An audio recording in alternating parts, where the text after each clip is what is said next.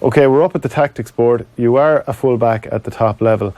Explain to us, when you're playing full-back, you're up here, what are you up against as a general point? And we'll have it so that the Reds are the defenders. So, first of all, that's probably not even how a team lines out anymore. Yeah, that's one of the big things. It's not your traditional game anymore, and most teams, to create the space, will generally line up either the three full forwards narrow, either that way, creating space on both channels and room in front, or they'll end up with a link man on the edge of the D and leaving the space for both guys go inside. But they will always try keep a man in around the square, and he dropping balls or that.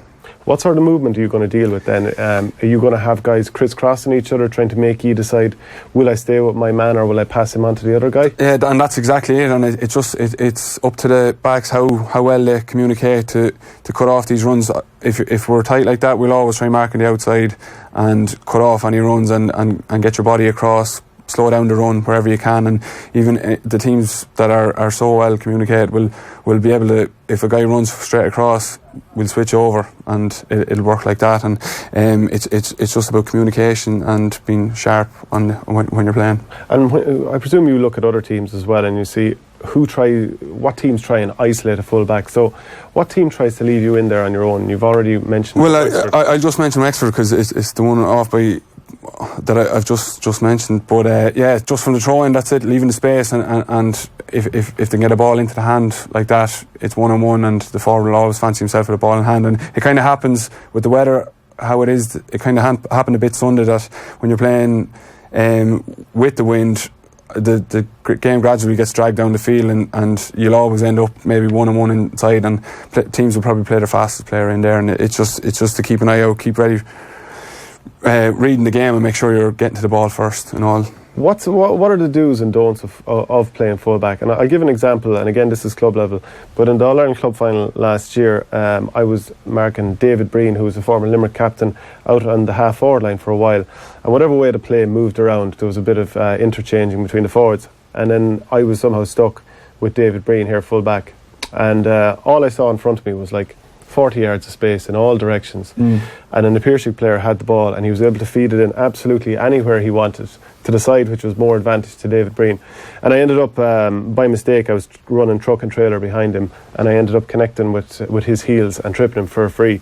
But I just thought, if this is what a full-back is up against all the time, it's incredibly daunting. It is, and you probably just get used to it being the last man, and it doesn't be so daunting, but you always want someone dropping back, and it will probably be the midfielders or half-forward line that will drop back and a line pushes back, but you'll be calling for help. I know one of the lads at the weekend, I think it was Conor Boyle, was saying it to me after the game, he ended up 1-on-1 at the end, and he was shouting around looking for someone to help him. So it can happen in games. You try your best probably not to get caught in front, because as you see, the top forwards will hang in behind and probably wait for the high ball and either run side to side. So it's talking to your goalkeeper as well, making sure he's switched on too. Who are the toughest full forwards you've played against? Well, you've obviously named a few so far. I think Joe Canning, Seamus Callanan, of course, and Trudy Fitzgibbon, Aaron Gillan and Keane Lynch, the likes Declan Hannon has played in the forwards with the college. They're always difficult to mark. They all bring their own game. I probably find it a bit harder or a bit easier to mark the guys at the top because you've got so much tape. But the likes of Mikey Boyle, Shane Conway from Kerry have always been tough tasks for me, and always dangerous on the edge of the square and there to get goals. So you mentioned like guys that there's lots of tape on. So I presume in this instance, like your most sort of high-profile performance ever for Westmeath would have been against Seamus Callanan in the 2017 championship when you held him scoreless from play. So when you're talking about having tape, you mean you're able to study beforehand how they're going to play? That's exactly it. You just kind of get used to knowing guys that you see in the telly the whole time. Like everyone has a tape of a few All-Irelands at home, and you look, tape's not going to help you every time, but if you do get bet for that first ball, you kind of have an inkling that where they might go, and you'll know it from marking guys at training. You always know they have a preferred side, and it's just to keep them tight on that side. What's the difference between marking maybe the likes of Conor MacDonald, Seamus Callanan or Joe Canning? Is there anything that sticks out about any of them that like this is their signature thing? Well, I just mentioned it.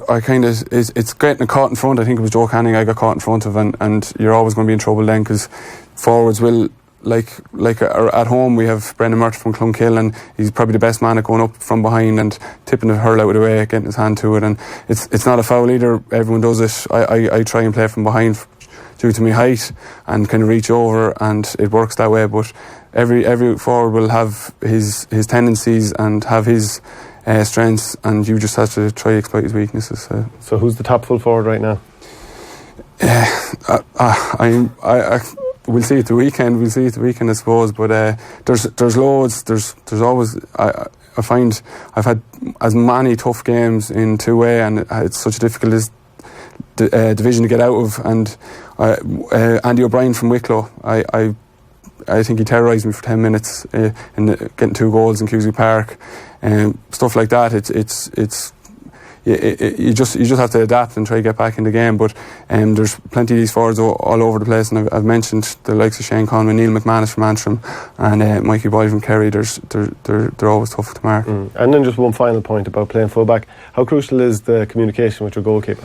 That's a big one. If anyone leaving outside the 21, you're always shouting, that's your space there now. So I think it happened the weekend once, a long ball came in, pretend going for the ball and just let it run. And once they're sharp on the line, we get the ball, a handy ball that's not 50-50 with the full forward. Okay, brilliant stuff. Thank you very much, Tommy Doyle. That's it for the Hurling Show this week. We're back again next Thursday at 3 p.m.